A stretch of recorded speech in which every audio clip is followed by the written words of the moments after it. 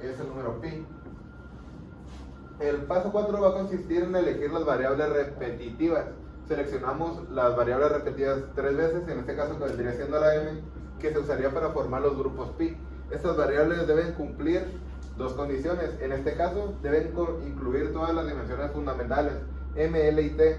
No deben formar un grupo adimensional entre sí. ¿A qué me refiero? Que se vea en este caso reflejado como un cuadrado o de esta manera. Para crear un grupo pi solo con las variables repetitivas.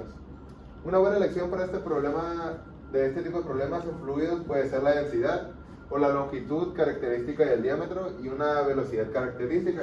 En este caso, como en el ejemplo que estamos planteando, que vendría siendo la caída de presión en un caudal de una tubería, es una elección que yo tomé.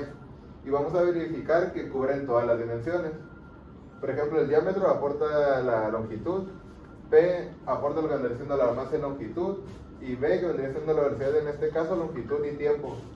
Si es con estas tres, cubrimos lo que vendría siendo la masa, longitud y tiempo.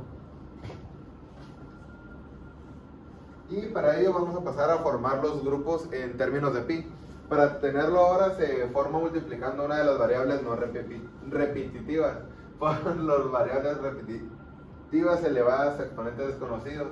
En este caso vamos a llamarlo como variables a, b y c. La idea es que la combinación sea una cantidad sin dimensiones. Como comenté hace rato, estas dimensiones en fórmulas se pueden utilizar para distintos, por ejemplo la velocidad, la aceleración. En este caso queremos saber que no sea una variable no repetitiva como la que vendría siendo p. En este caso que nomás funciona una vez en pi1. Y vamos a sustituir las dimensiones. En este caso para ello vamos a mantener lo que vendría siendo la constante de p por el diámetro que va a ser a la a, por la densidad que va a ser a la b, y b que en este caso vamos a interpretar como velocidad será la c. Y vamos a sustituirlas en las dimensiones masa, longitud y tiempo, que pasaremos a enumerar de este lado. Esto y esto podremos interpretarlo como que es básicamente lo mismo, pero en este caso vamos a ver lo que vendría siendo ya la longitud. En este caso lo que vendría siendo la densidad lo vamos a interpretar con esto por la longitud a la a, en este caso el valor que se le dé, ml que va a ser igual a esto a la menos 3 por b, y lt que sería longitud y tiempo a la menos 1, que lo vamos a elevar igual a la c, en este caso porque es la b, vamos a llamarle la equivalencia de este caso a la velocidad, la densidad, el diámetro y la presión en este caso. Ahora igualamos los exponentes de cada dimensión fundamental, masa, longitud y tiempo. Para m los vamos a igualar todos a 0 y vamos a pasar a hacer una estimación. En este caso tendríamos 1 más b para m, que sería igual a b igual a menos 1. Para el tiempo sería menos 2 menos c, que nos daría c igual a menos 2. Para la longitud, en este caso se complica un poquito más porque si se dan cuenta son más términos. En este caso vamos a tener menos 1 más a menos 3b, c igual a 0, en este caso porque presenta una caída, y lo cual nos daría igual a un despeje. En este caso el despeje quedaría con una a, que sería igual a 0, que vendría siendo la longitud, que en este caso no cambiaría. Sustituimos los valores de a, b y c en la expresión de pi1 como tal, y lo cual nos daría esta ecuación de acá, que sería la densidad sobre la densidad por la velocidad a la 2, que en este caso vendríamos a interpretarlo como un grupo conocido de una forma del coeficiente de presión, que vendría siendo esta que se interpreta de este lado. En este contexto es un término relacionado con la pérdida de carga o coeficiente de pérdida, que es lo que queremos encontrar en este ejercicio. Es similar a lo que el ejemplo muestra, que vendría siendo esta pérdida. Y pasamos al segundo término de pi, porque en este caso, como comenté al inicio, tenemos que tener dos, porque en este se generalizan dos fórmulas. Vamos a tomar la segunda variable no repetitiva, que es u, que lo vamos a interpretar en el término de pi2.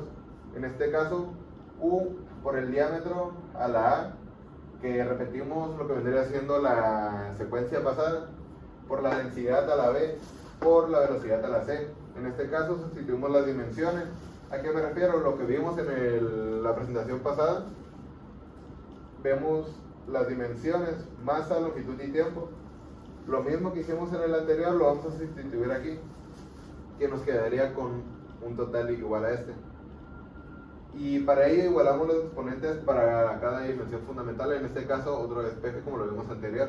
Para m lo vamos a dejar que es 1 más b, que sería igual a b menos 1. Para t sería menos 1 menos c, lo cual nos daría c a la menos 1.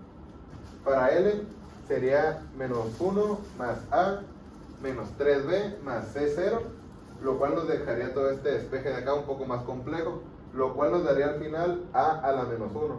En este caso, que es el término Pi2, que es el ángulo, no, es el término de referencia que se ubica entre uno y otro para poder determinar esta caída de presión. Y sustituimos los valores de A, B y C en la expresión de Pi2, como comenté, para usar un ángulo de referencia que pueda ser diferente entre ambos.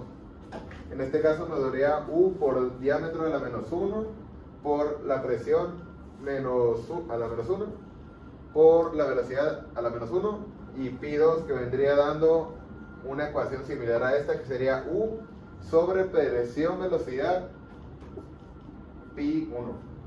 En este caso es el inverso del número de Reynolds, que es 1 sobre Reynolds. Es común que los grupos pi puedan expresarse como inversos. En este caso el número de Reynolds que podemos identificar aquí es uno de los grupos adimensionales más importantes en la mecánica de fluidos, como vimos en el transcurso de lo que vendría siendo el periodo de clases. Y caracterizando la relación entre las fuerzas inerciales y las fuerzas viscosas. En este caso podemos intuirlo como una medida en lo que vendría siendo lo de la presión y la caída en este caso. Y queda el paso 6, que es expresar la relación funcional. En este caso vamos a relacionar lo que sabemos con lo que obtuvimos y vamos a llevar a cabo una relación. Como comenté, todos los términos pi pueden ser expresados en la relación original entre las variables como una relación funcional entre estos grupos adimensionales. La caída de presión, que vendría siendo el coeficiente de presión, que dependía de D y B, de la densidad, y en este caso de U, puede expresarse como una función de dos términos pi. Lo podemos integrar de aquí, lo cual en este caso nos daría pi1, pi2, que nos daría igual a 0, o más comúnmente se expresa en un término de pi, es una función de los otros dos. ¿Cómo lo vamos a ver? Con un despeje en el cual el valor de pi1 será igual al coeficiente de presión del volumen a la 2, que será igual a la integral de lo que vendría siendo lo que obtuvimos en pi2, que vendría siendo presión, velocidad, diámetro entre U.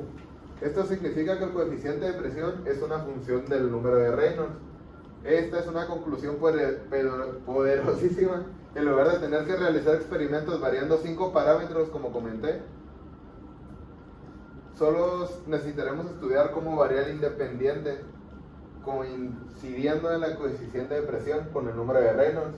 Si el número de Reynolds es el mismo para los dos sistemas, incluso si son de tamaños muy diferentes, la relación de la caída de presión será la misma. ¿Cómo podemos verlo esto? Como comentaba a un inicio de la presentación, la escala puede ser tanto la misma aquí que la que sería acá. En este caso podríamos escalarlo con las dimensiones. Digamos que este tiene un valor y este tiene un valor, pero elevado a la 2. Lo que vendría haciendo esto es que esta y este serían básicamente lo mismo, tan solo sería para generalizar el análisis de estos dos. Para llegar a una conclusión, en resumen podemos decir que el teorema de Pi-Buckingham nos permitió pasar de un problema con 5 variables y 3 dimensiones, en este caso masa, longitud y tiempo, pasaremos a una relación de solo 2 grupos adimensionales. ¿Cómo lo podemos interpretar de esta manera? Como que Pi1 nos quedó con el coeficiente de presión P, velocidad a la 2, relacionado con la pérdida de carga, en este caso que es lo que fluye, y nos vamos a quedar con Pi2, que es el número de Reynolds, que podemos interpretarlo de esta manera, que es P, B, diámetro entre U. Esto simplificando la esencia del análisis dimensional y lo convierte en una herramienta indispensable en el estudio de fenómenos físicos. En la ingeniería, en este caso, como lo pudimos ver anteriormente en el transcurso del curso.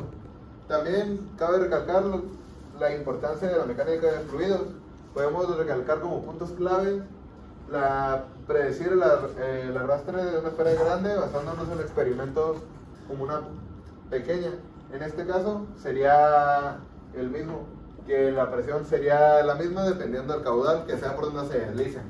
Reduce el número de experimentos necesarios, facilita la comprensión de fenómenos complejos y es fundamental en la ingeniería, en el diseño de vehículos, tuberías, etc. Como comento, estos pueden ser simulados a menor escala, pero con resultados iguales en la vida real o ya cuando sea el modelo de producto y no el prototipo.